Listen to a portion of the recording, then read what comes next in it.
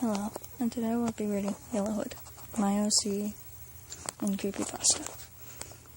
It was a bright, sunny day when I left my home in Belmont, California. I was off to school as I was a straight-A junior in high school. As I walked into the car, I waved goodbye to my mom and worked from home.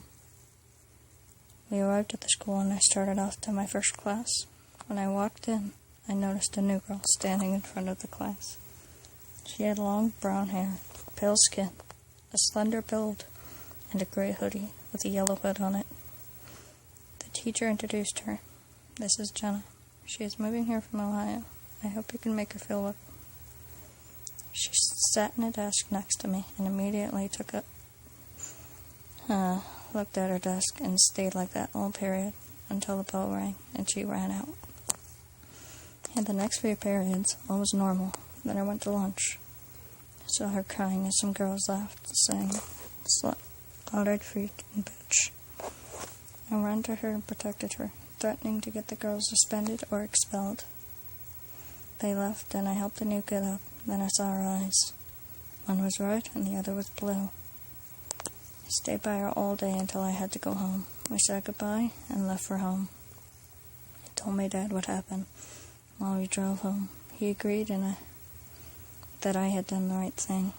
As soon as we got home, dinner was ready. So I explained the same thing to my mom, and she was so happy that I stood up for her.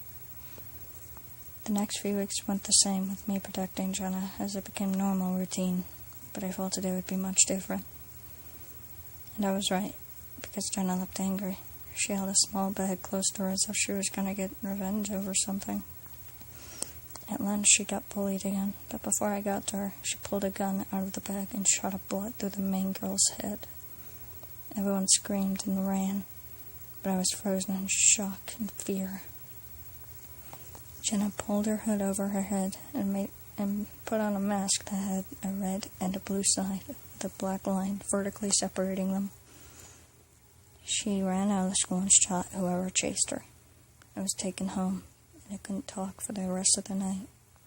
The next day I went to Jenna's house to see something horrifying. The walls were blood-splattered and the words, "I trusted you," were written in blood on the window.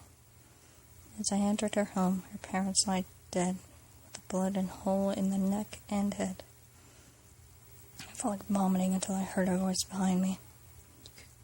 "You can't pray for your God now." At that moment, I heard a bang, and it all went black. Some people are now calling her Yellowhood.